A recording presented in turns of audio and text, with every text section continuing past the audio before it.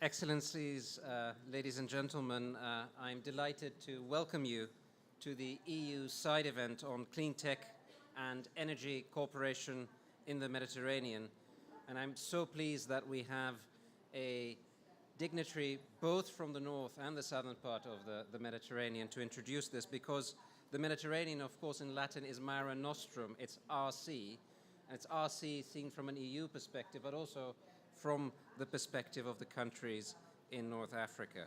So with that, I would like to welcome the Minister of Energy of Morocco, Dr. Leila Ben Ali, and the Executive Vice President of the Commission responsible for the Green Deal, Maros Sefcovic.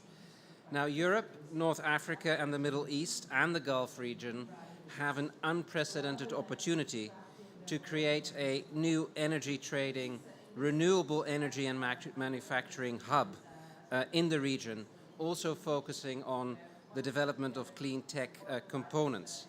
And the geographical proximity, our joint history and cultural ties, of course, provide a very solid basis for cooperation in these strategic sectors. I think that in the present times, working together practically on areas of mutual interest is ever more important. We believe that our aim should be to build more interconnections, both for electricity trade, probably in the short run that's where the priority will be, and then hydrogen trade, with a better coordination in terms of investments in the energy sector. As I said, this also should allow us to integrate our clean tech value chains better, so that solar panels and wind turbines we need to create our climate targets can actually also create jobs in the southern Mediterranean and in the Gulf. So this is not just about importing cheap green electricity into Europe. No, this is really about developing a joint economic strategy that helps both parts of the Mediterranean advance. So I hope very much that today's discussion will be a first step towards such a better understanding on both sides of the Mediterranean, the development of a joint regional competitiveness agenda which can bring jobs, growth and investment across all countries in the region. That's obviously something I, as the Director General responsible for economic cooperation with the EU neighbourhood and for enlargement, am particularly interested in, and I'm therefore thrilled to open this side event, which provides a first opportunity to bring together important decision makers and stakeholders from across the region. So without further ado, I would now like to welcome our first keynote speaker, Executive Vice President Maros Sefcovic. Maros, you have the floor. Thank you very much, Madam Minister. We are enormously obliged and thankful that you made it. And I know that we've both been running, because we are running for the 2 days. And I think it's a good sign that the agenda of the COP is so rich and that we can really touch upon different areas which are important not only for tackling the climate change, but also for making sure that through our cooperation we can promote even closer partnership, better relationship, and focus on very, very concrete projects.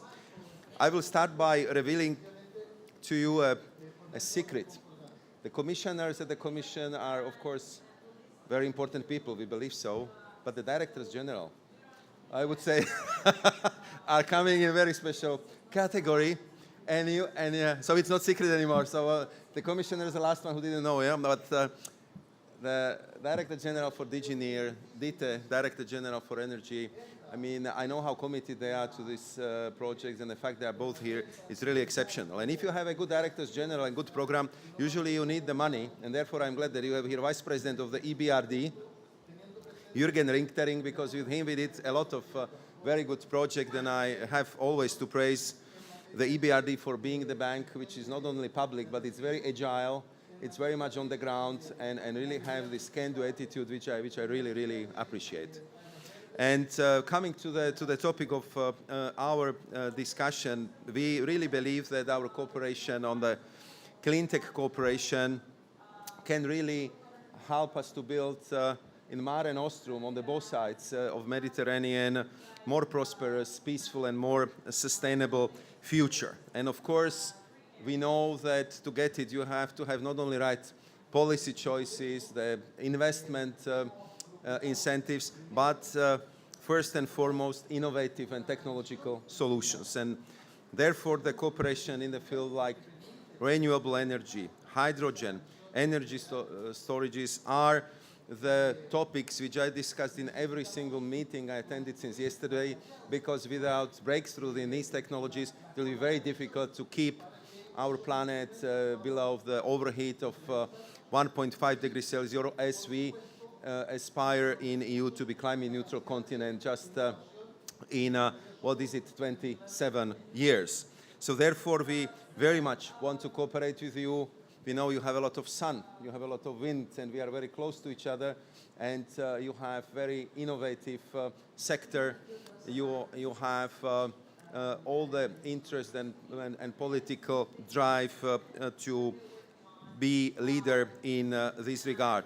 And therefore, I just would like to officially say that we are very interested in strengthening further our not only bilateral cooperation, but our regional cooperation with the whole Mediterranean. And we know that we have to work on technologies, on cooperation, but also on investment. And therefore, I'm glad that Jürgen is with us, because what we hear again in every meeting, that unprecedented levels of the investment would be needed.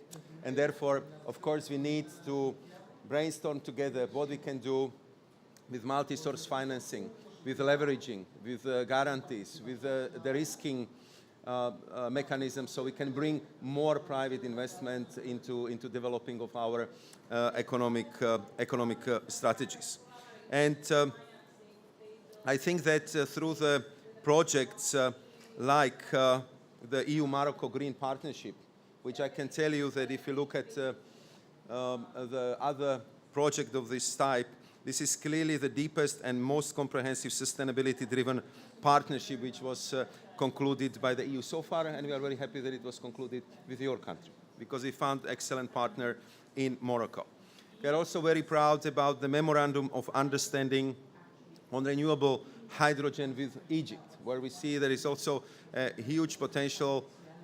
This Memorandum of Understanding was concluded last year at COP27, and we believe that this type of partnerships should really thrive in the future, and we will of course look for the ways how we can improve them, enlarge them, and make them as practical as possible, bringing really the results we need.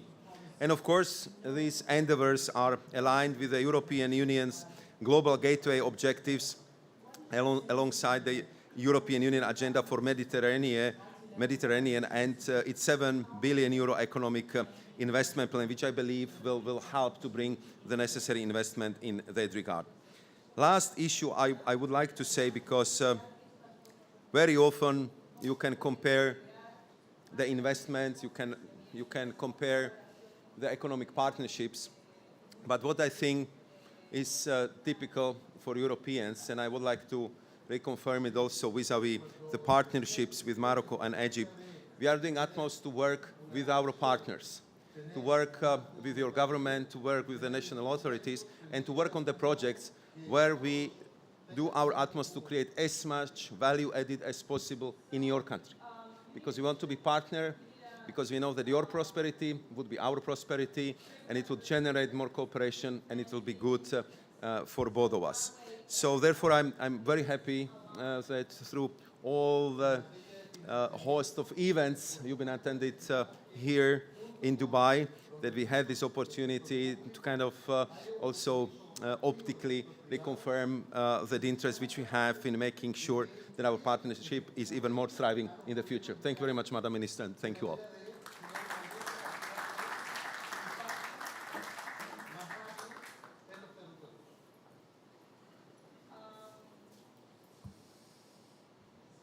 Thank you, Mrs.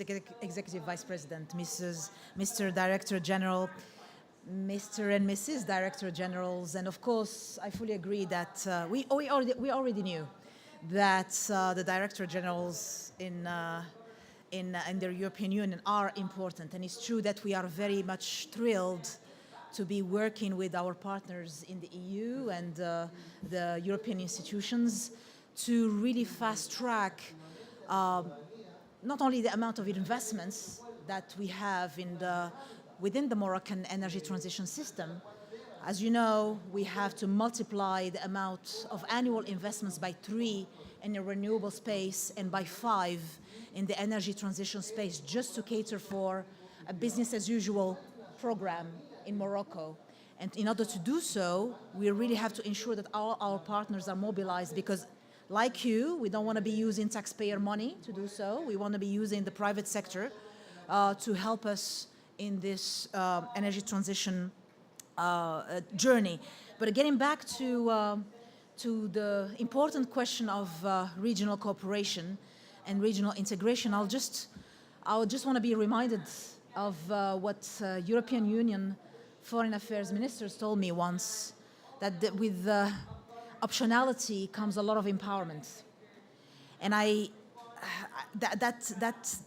think that sentence stays with me when we have been having those important discussions around strengthening our electricity interconnection, strengthening our energy interconnection, making sure that building a common hydrogen economy between Morocco, Africa, and the European Union, because you probably know that already, Mr. Executive Vice President, but Morocco is the only country in Africa that is now interconnected with Europe, logistically, culturally, gas-wise, and electricity-wise, and bidirectionally.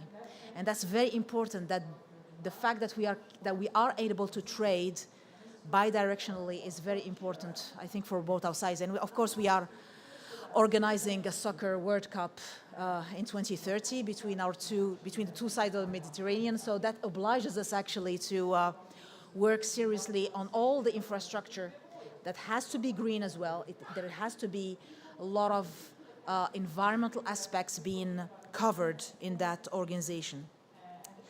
And I also would like to extend my gratitude to the EU for organizing this great side event on the clean tech cooperation, because we also strongly believe in Morocco that, and for adults of my generation, we grew up emulating the model of the European Union that was built with the congregation of steel and cement industries.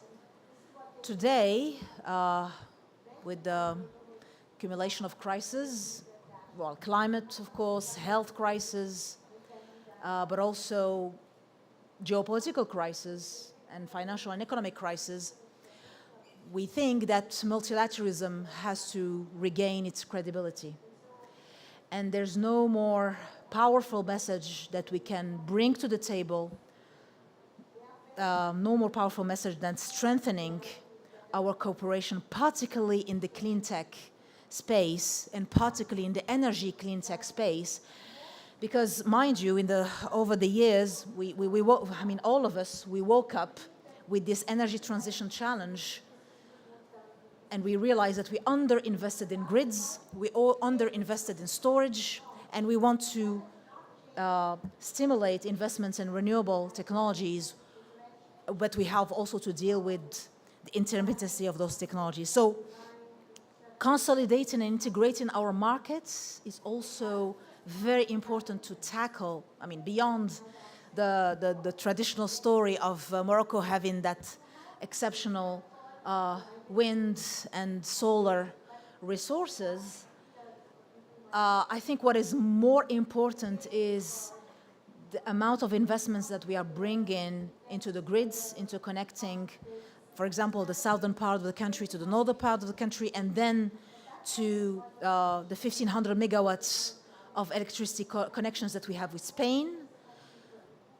We already have 700 megawatts, 1,400 megawatts already there, and we want to add the third line. A connection that I'm signing the feasibility study today with Portugal, and then additional connections, electricity connections coming, hopefully in the future with the European Union. We don't do that just to build cables. We do that because I think, and I like to think, that on both sides of the Mediterranean Sea, we have political leaders who go beyond political mandates and have a long-term vision because, mind you, to build transcontinental gas pipelines or hydrogen pipelines or electricity interconnections, you need to have at least 10 years ahead of you to be able to finance them so that the EBRD and others provide us with the guarantees to finance those projects. These types of projects are also very important because they provide for the financial community stable rates of return, stable dividends. So in theory, if the politicians are able to get their acts together over time for minimum of 3 to 5 years, we should be able to decrease the costs of financing as well, because that's the key, one of the key parts of the issue. The second point, and I'll finish on that, clean tech. If you look at our CapEx plan in the energy transition space in Morocco, I mentioned that we have to increase the annual investments, to multiply the annual investments by 5 in the energy transition space and by 3 in the renewable space, because we want to exceed the current 40% of renewables installed in Morocco to more than 52% before 2030. In our NDC, we are exceeding the 80%. We can do that by continuing to have a small share, less than 0.5%, 0.5% of that CapEx going into R&D, into research and development. We need more research and development in batteries, storage, smart grids, systems that would enable us to, again, minimize the cost of green electricity from production, transportation, and distribution. And of course, later on, export to our partners in the European countries. So to do so, we need to carve out also additional investments for the research and development side. And again, I always insist that the research part is also important. It's not only the DE that is important. The research is definitely important to deploy and test technologies that will enable us so that, and there's no one better than the private sector to help us take those technology risks. And we don't want taxpayer money to bear those risks anymore. The European Union has provided tremendous subsidies for the development of renewable projects in the past. Morocco has also subsidized, with the help of its international partners, CSP technologies. I think between now and 2030, we can do better in crafting programs, potentially master plans, to decrease the cost of financing and ultimately the cost of energy for our taxpayers. Thank you very much.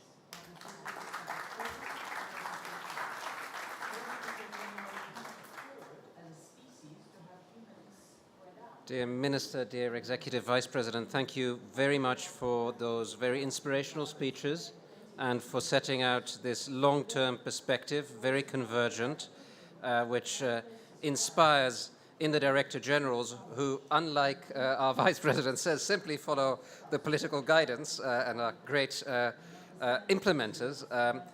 So we are inspired by what you say. I know that I also speak on behalf of DITA. And I would like to thank you so much for attending this session and giving us such a powerful message. With that, can we have a round of applause before they leave?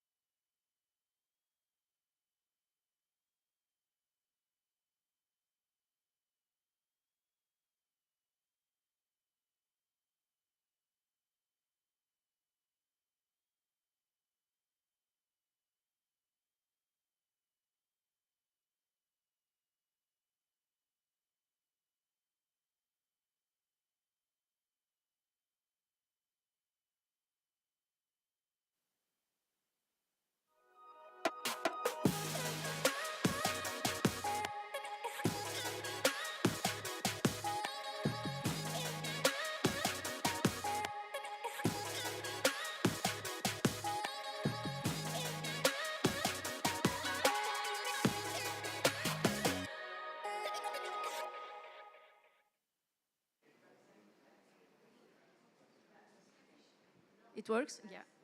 Good afternoon. So I'm very pleased to be here to moderate this second part of the discussion today. I'm Ouda Benjanet, General Director of the Organisation Méditerranéenne de l'Énergie et du Climat, former OME, Observatoire Méditerranéen de l'Énergie.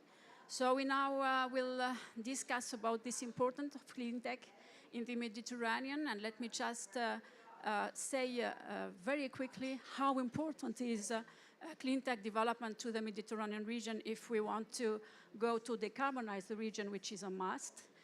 We will be releasing in the next hour our Mediterranean Energy Perspective, a special COP edition, which we have prepared with the support of the Commission, which we thank very much. And this shows that if we are to decarbonize the Med, we need to very much foster the development of energy efficiency and renewable energy in particular, but we also need all the technologies. And we have heard about storage, it's US as well. So it is very important to accelerate cooperation in these topics.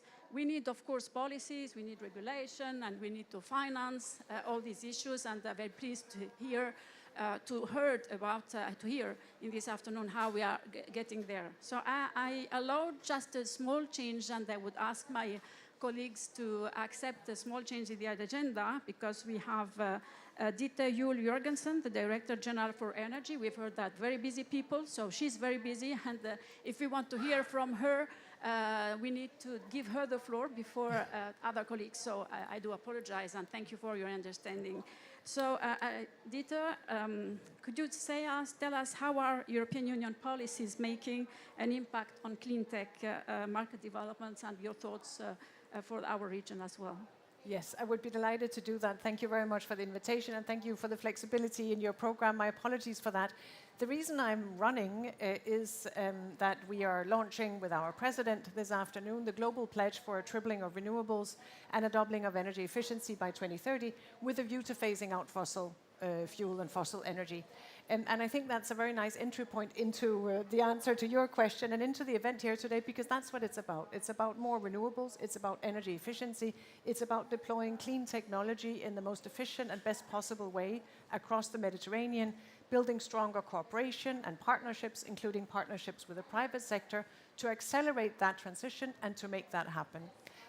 So specifically on clean tech and our cooperation with the Mediterranean, I think, as both Executive Vice President Mauro Šefčovič has said, the Gert-Jan Koopman, Director General for relations with our neighborhood, we share the Mediterranean.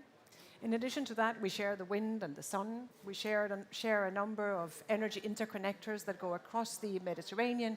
We have got plans for even more. And they will form the basis for an even stronger cooperation in clean tech, obviously with renewable energy and renewable energy transmission across the Mediterranean, because there is an abundance of sun. There's a great potential also for business development in the Mediterranean region. And then building on that, more green hydrogen. We're building green hydrogen partnerships, green hydrogen infrastructure as a necessary component in our future energy system, again, as we're phasing out fossil fuels. What we are doing in Europe is a number of things coming together. First of all, we are investing in the continued development and the strengthening of clean tech, as that is an essential component in the green energy transition and an essential component in our work to become climate neutral by 2050. So we invest in that across the European Union, research and development, innovation, but also the manufacturing and the marketing. In addition to that, we invest in clean tech and in the energy transition with our partners, and most notably in our neighborhood in the Mediterranean region, again through the interconnectors, but also in terms of investments into clean tech and into business developments and opportunities in that region. And that is what is needed for our common transition. So, thank you. Thank you. Thank you very much. And I now leave the floor, if you don't mind, so to sort of set the scene. OECD and IRENA have prepared a preliminary study to better understand the potential for clean tech cooperation in the Mediterranean and identify priority areas for cooperation. So I would like to invite colleagues Roland Roche, Director of Innovation and Technology Center, International Renewable Energy Agency, and Digger Sagin, Industry Program Lead Environment Directorate from OECD, in order to share with us these preliminary results and so your first messages from this. So you share the presentation. Thank you. Thank you. Thank you very much for the opportunity to invite here Irina to speak about the high-level roundtable on European Mediterranean clean tech technology. So what are the opportunities, what are the gaps? And the objective of this presentation, the presentation is there, okay. So objective of this presentation is to mobilize facts and figures to demonstrate the potential and associated added value of closer cooperation between the EU and the Mediterranean on clean energy and clean tech. We, the OECD, so my colleague Diga and Irina, will build from our most recent analysis and reports regarding power sector planning, hydrogen infrastructure, and socio-economics of the energy transition. While we, as Irina, focus on an overview of clean energy production and manufacturing and prospects for infrastructure and socio-economic benefits, my colleague Dega from the OECD will focus on drivers and barriers for the investments. So the clean, as you see on this slide, the clean energy production capacity has been steadily increasing globally, driven by climate change mitigation policy, research and development, and cost reduction. And as Dieter already said, so Europe has been one of the front runners, being responsible for 70% of global renewable capacity in 2022, and the Southeast Mediterranean accounted for only 2% of the global renewable capacity. But now, most important, the tripling of the renewable capacity by 2030. So this pledge will require unprecedented efforts to expand the capacity and mobilize a sufficient supply of clean technology in this Mediterranean region. The next slide. So Irina has a patent base called Inspire, and this patent base shows that the European Union ranks quite well on the number of patents registered for renewable energy technologies. Other countries rank high, like China, South Korea, the United States, and Japan. An innovative-driven region, the European Union holds a technology base for the anticipated market development of several clean energy technologies. In addition, recent trends on manufacturing base in terms of value added per country and employment growth show the steady growth of Southeast Mediterranean industrial assets, which can be a good basis to establish a clean technology industry in the region. For instance, some countries in North Africa, namely Egypt, Morocco, and Tunisia, combine ambitious national renewable energy targets and policies with a strong market potential for renewable energy projects and existing local industrial assets dedicated to renewable energies. So more details on the situation in the North African case will be provided later in this presentation at slide 9. The next slide. So an integrated energy system in the Mediterranean area is key for a sustainable energy transition, as we all have already heard. So bilateral agreements have been set between countries in the Mediterranean area on green hydrogen technology development. There is a clear interest in setting up a regional market for hydrogen trade. So examples here for the cooperation on hydrogen trade are cooperation between Algeria and Italy, Egypt and Belgium has already been mentioned, Morocco and Germany, Tunisia and Germany, And also there is a collaboration of investments related to a collaboration between Egypt and Norway. So in fact, IRENA's report on global hydrogen trade shows clearly that hydrogen trade between the European Union and North Africa is a relevant aspect of the energy transition. So under optimistic assumptions, there is an expected potential that approximately 4,000 pegajoule of hydrogen, so this is an equivalent, easier to get, of more than 33 million tons of hydrogen. So a huge potential.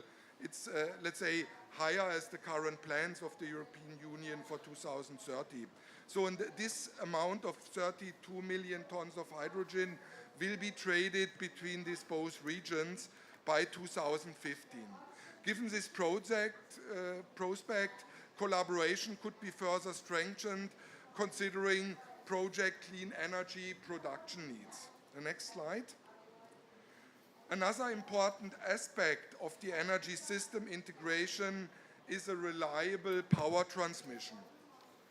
Analysis from Africa's continental master plan, to which IRENA has been a keen contributor in the past 3 years, indicates that Africa may become a net exporter of electricity to Europe and the Middle East by 2040. So to notice here that the Egypt-Greece interconnection that has been selected as a key in the African Continental Master Plan results has been proposed to be added by DG ENA to the PCI list. The PCI stands for the Project of Common Interest of the European Union. These results align with the EU challenge of serving growing demand linked to clean mobility, heating and cooling, electrification of industry, and the kickstart of low-carbon hydrogen production. The next slide. Global manufacturing capacity trends indicate that Europe is well positioned as a renewable energy technology supplier, especially for wind energy. Given the prospects of increasing energy demand combined with clean energy policies in the European Union, diversification of supply options by investing in domestic and nearby clean technology manufacturing capacity is key to ensure the comparative advantage of Mediterranean clean energy markets to increase the regional energy sufficiency and security. So this is a very important point. The next slide. In addition to the techno-economic benefits I just outlined, setting up a regional partnership on clean tech in the Mediterranean will bring also substantial socio-economic benefits. To contextualize, globally, renewable energy was responsible for over 13 million jobs in 2022, with Europe contributing to 1.6 million jobs, which is around 8% of the total global number. IRENA's previous assessments show that employment intensity of investment in energy transition technologies, meaning the employment generated for each unit of investment on clean tech, so in $1 million spending, is up to 3 times higher than in fossil fuel investments. Very important. So each million you spend will have a 3 times higher impact as spending this money into fossil fuel investments. Next slide. The case of Egypt here, recently published by IRENA, provides some exemplary extra insight. So the GDP is boosted by the energy transition in 2022 and till 2030 period due to a positive balance of energy trade and significant public investments on clean energy technologies, as you see here on the left charts. Moreover, energy jobs may significantly increase with an important contribution of renewable energy, power grids, and hydrogen sectors. So this is what you see on the right chart. The next slide. Finally, as a broader example, IRENA's study on North African power system indicates that there is a huge untapped potential for clean energy technologies, remarkably wind, solar, PV, driven by increased electricity demand and trade prospects. In fact, considering an ambitious energy transition scenario that includes hydrogen trade possibilities and the use of batteries as a flexibility option in the grid, transmission capacity needs might reach 2.4 gigawatts, and electrolyzer capacity in this region may reach 13.5 gigawatts. So that makes a strong case to explore the region as a clean tech manufacturing base that may bring additional benefits such as energy security and resilience, economic growth, and job opportunities. Dega, over to you for the next slide. Thank you very much, Roland. Please take a seat. I will leave it to you for the concluding remarks. I can change myself. So at the very beginning, the minister, the commissioner, and the director general, and thank you very much for the kind invitation, you emphasized the role of finance and investment. And from the Organization of Economic Cooperation and Development, so the OECD perspective, I want to emphasize that a little bit, especially with the work we are undertaking with our country partners in the Southern Mediterranean and in the Middle East and North Africa region. You may have followed the study which we released in 2021 on the investment policy perspective, and to improve the general investment climate, a number of priority areas have emerged from that. The investment rules and procedures in general require more attention, so that's number one.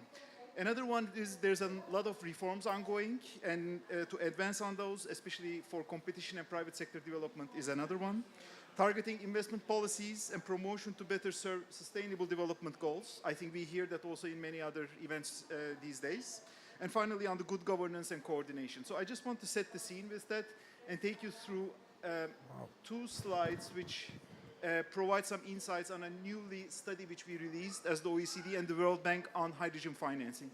This is on hydrogen. Nevertheless, it also applies to the capital intensive technologies, but also their manufacturing in the emerging economies. And we try to understand what type of risks are for investing in these and financing them.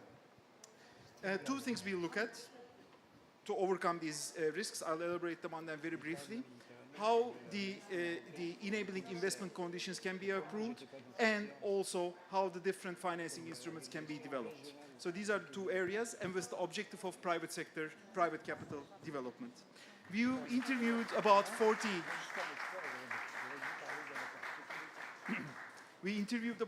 international finance institutions to understand the types of risks. And you see on the very left-hand side that the most important risks around hydrogen are centered at offtake, so demand. If this is not present, it is probably better not to invest in that technology. So the offtake risk is the most important one. And it's also important to emphasize for manufacturing of technologies, for clean energy in general, just as an example, 20% of the interviewed banks have pointed to the fact that there are uncertainties about the performance of electrolyzers. It's interesting. So that's the manufacturing side. So if we look at the next slide, what we are also doing is collecting real project case studies. So far, from real invested or close to investment, 30 projects across emerging economies for industry and for hydrogen, we collected very interesting learning. So I just want to share a few of those with you. I mentioned the offtake, so stable offtake agreements to strengthen business models is definitely a very high priority one. But also there's different aspects that require attention in emerging economies. Robustness of business models, availability of infrastructure, and financing opportunities. Infrastructure is especially critical. I think we all know that for hydrogen, but also maybe to emphasize a few things on the financing and de-risking instruments. These are needed to reduce the cost of capital. What we see is that the cost of capital, which is the financing cost, is significantly high in many emerging economies. For hydrogen investments, it can go up to 20% or even more. And you can imagine the cost competitiveness of the clean hydrogen production from that. So we need to understand how we can reduce those. And finally, as we close, and I leave it to my colleague Roland, I'll just say that in the context of this discussion today, as the OECD, international cooperation is key, and we need to understand how international cooperation can facilitate financing for clean technology manufacturing and clean energy in the southern neighbors in the Mediterranean, for social economic development, but also for decarbonization. Thank you so much. Thank you very much. Just to conclude here, there is a big window of opportunity to enhance existing partnerships in the Mediterranean region.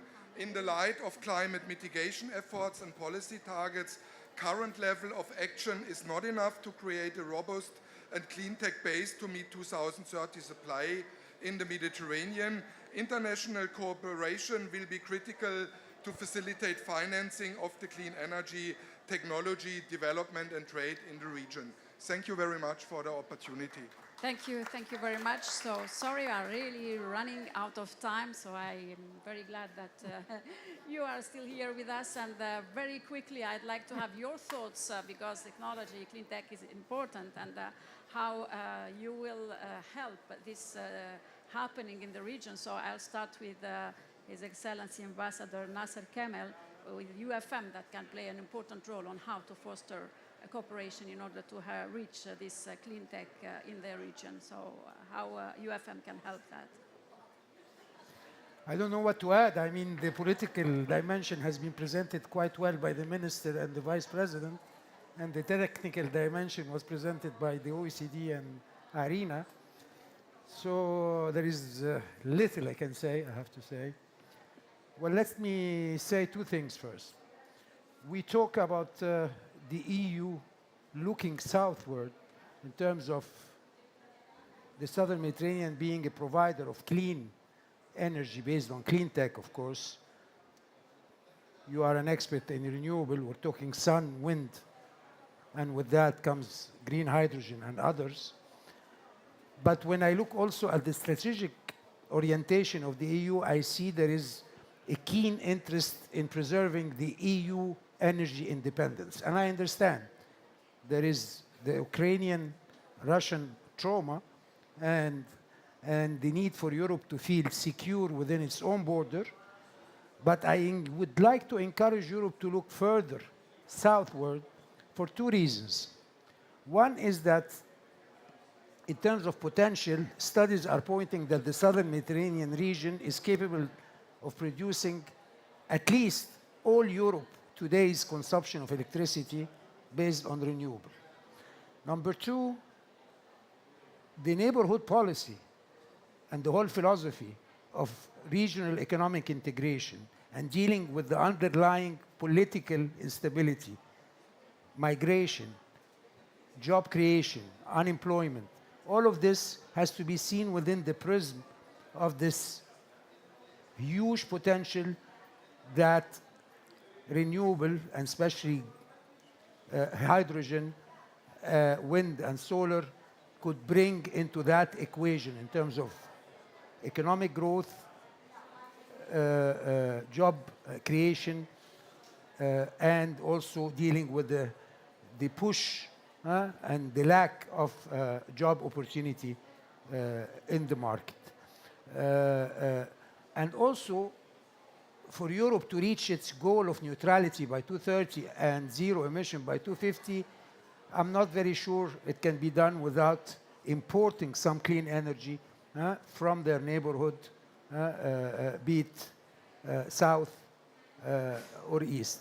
As for the UFM, well, what we're trying to do, and we are talking to our colleague in Brussels, first we want to create some synergy. We need to think collectively, because all of what I've seen happening, the Moroccan minister very eloquently spoke about what Morocco is doing. Some spoke about what Egypt is doing. I know in Sharm el-Sheikh 70 billion worth of investment were signed at MOU level. Let's not be too optimistic, but at least there is the intention. But all those initiatives are bilateral. It's Morocco, Spain, and from Spain to France and Portugal is Egypt, Greece, Egypt, Italy. I would love to see a comprehensive EU southern neighborhood approach to renewables. And for that, we are thinking, and we're thinking out loud with our colleague in Brussels, in creating a platform, a fourth platform that we're doing with you, that would be a platform on hydrogen and green tech. I think I discussed that with you when we met in Barcelona the other day. Why? Not to create another layer of discussion. We need to think collectively. All I see now is the EU thinking bilaterally, EU Egypt, EU Morocco, EU Tunisia, or companies like Maersk, the Belgian were mentioned by Irina. So many private sector players are investing. Even Greece is investing, a Greek electricity utility is investing in a clean energy electricity grid between Egypt and Greece. So we need a strategy, a regional strategy. And I think we are, at the UFM, the only one capable of helping the stakeholder draft, agree, and who knows, implement a regional strategy. Thank you very much. Thank you very much. So as we are in the European Union pavilion, so you've heard about a big potential for clean tech, so the willingness to develop this big potential and also a call for enhanced and more strengthened regional cooperation in order to optimize this clean tech to develop in the region. Now, this requires a lot of financing as well, and I will be very pleased to hear from EBRD what is your intake from that, and if you see any bottlenecks or obstacles in order to finance bankable projects, so what are your availability to support this process, and what are your requirements also for this to happen?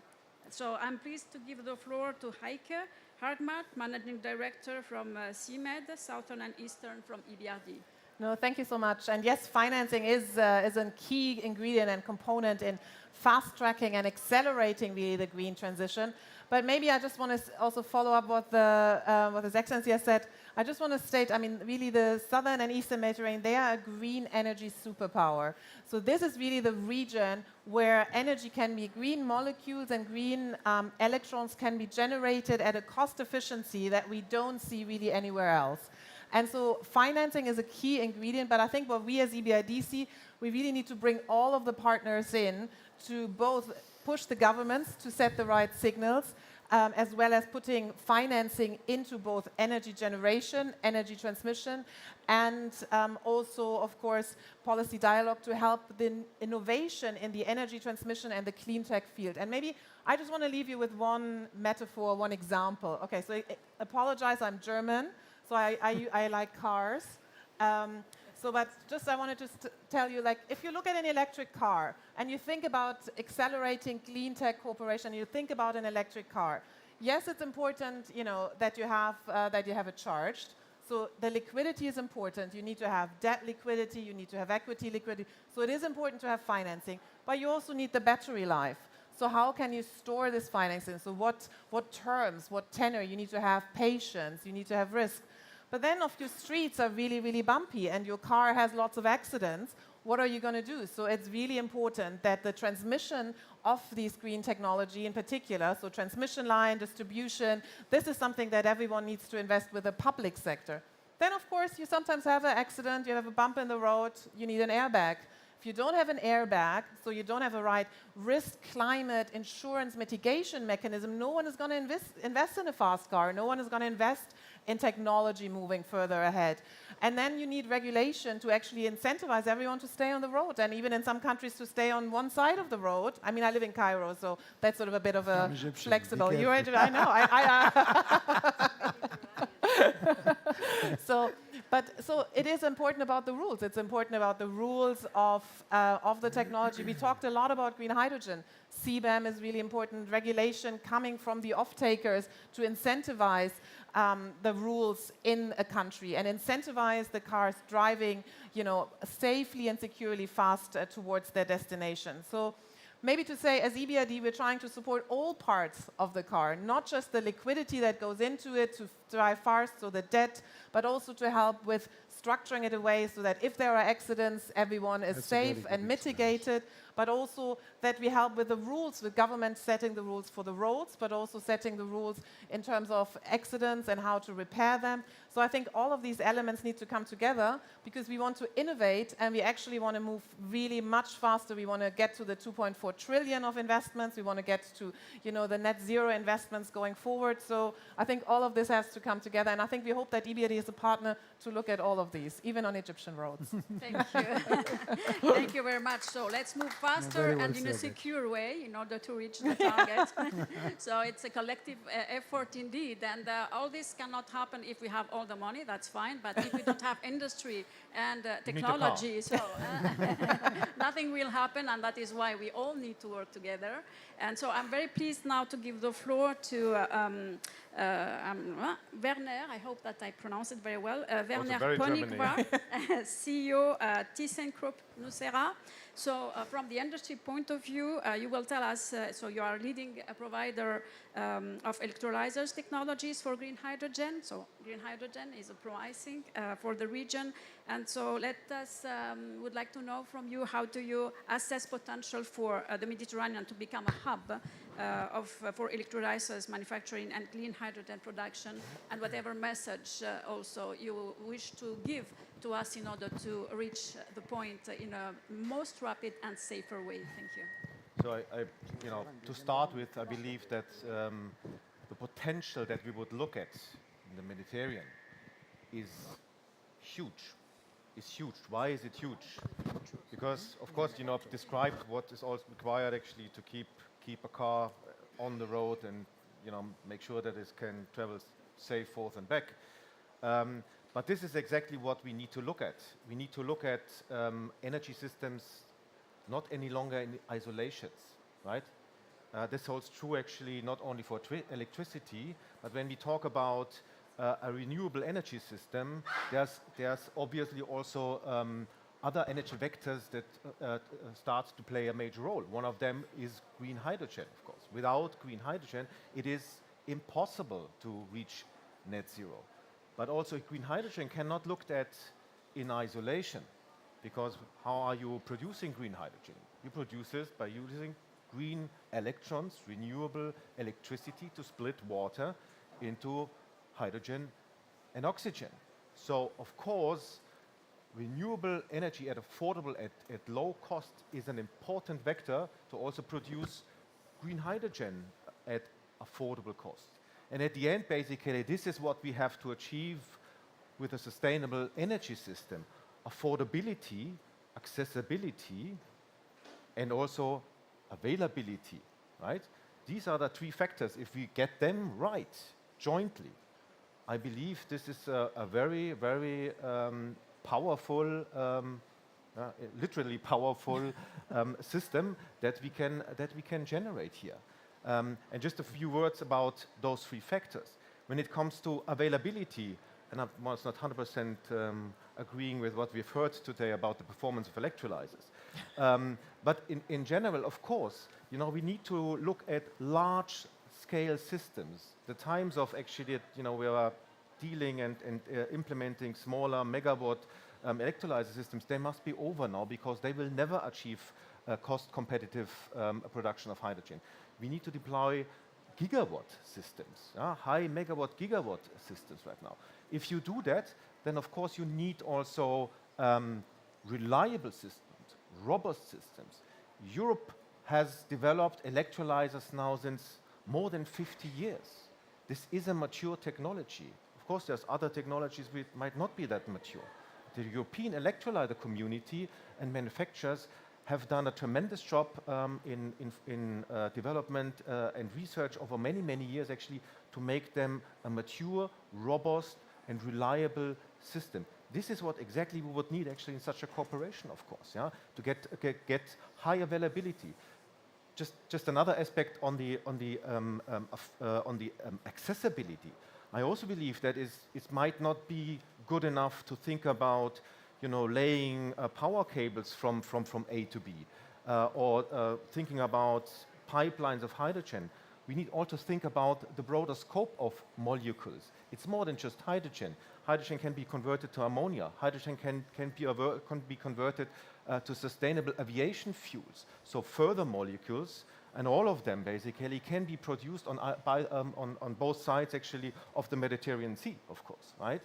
And it might be even more efficient to produce ammonia, to produce all kind of different molecules actually at the place where you also have the affordable, cheap electricity, and then transport it over to the point of use, which could be the European Union. So, and with that kind of cooperation, I believe actually it can be also a very affordable energy system, and that is exactly what we need. Thank you very much. Join me to say thank you to all our speakers. So I think that the key words is cooperation. So we've heard that we have a potential, the big potential and need for clean technology development in the region, which benefit goes beyond the cleaning the Mediterranean region. We've heard about social impact on jobs and improving the life of people in our region, but we've also heard about the willingness of the European Commission to do more for the region and the call to do even more. So let's work together in order to have the elements and the basis with the political, regulation, the policies, which will be implemented in order to be adapted to attract the financing and also industry, so that all of us reach a better future for our beloved Mediterranean region. Thank you again for your flexibility, and we are only 5 minutes delay. We started with 15, so you see cooperation works in that sense as well, how efficient we are. Thank you very much. And so now, before closing this day, I would like to call Mr. Gert Jan Koopman and Mr. Jürgen Richtering to the table, so EBRD. So now we move to concrete action as well. So I'm very happy to announce the signature of two important events. So a statement of intent for the European Union EBRD High Bar Guarantee Scheme, and a signature of acknowledgement of end of negotiation and signature for the EU EBRD Municipal Infrastructure Industrial Resilience Program. So just a quick words. For this ceremony, the European Fund for Sustainable Development Plus is a key instrument to leverage investments from the public and private sector. The signature of these two EFSD guarantee is a testament of the European Union and EBRD's commitment to promoting clean tech investment in the Mediterranean region and beyond. So the floor is yours to sign. I'm very happy to be here with you, and I give it to Mr. Koopman. Thank you very much. I'm going to be very brief. This is a major initiative to push the development of green technologies and clean tech in the Mediterranean. Delighted to team up with the EBRD, with my friend Jürgen Richtering. So an important moment indeed. Jürgen. Thank you, Gert-Jan. And I actually had prepared a 30-minute speech, which I probably will not give. But it's good to see Gert-Jan again. I see him the last 2 weeks. I see him more than my wife. And that probably means something good, because one of the key themes here at the COP is delivering on our promises. And the fact that we're actually signing our 4th guarantee here again, that means we are delivering. And on, I won't make it long, but one of the guarantees we have, it's 100 million won, and actually was very instrumental in our activities in Ukraine. One of the other things we're signing here is a 60 million allocation for EFSD Plus. It will do another thing which is very important here for the COP, and that is mobilizing. Because together with these signatures, we're trying to mobilize over 1 billion euros. And we're not just saying this, we're actually doing this. So thank you very much, Gert-Jan. So please.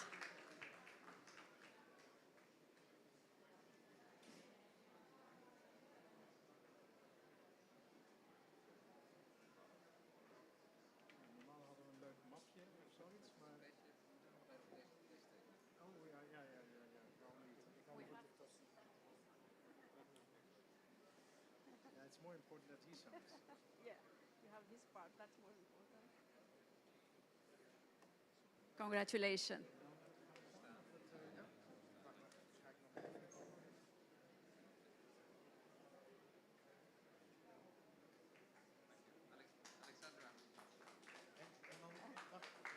And also we look now both at yours.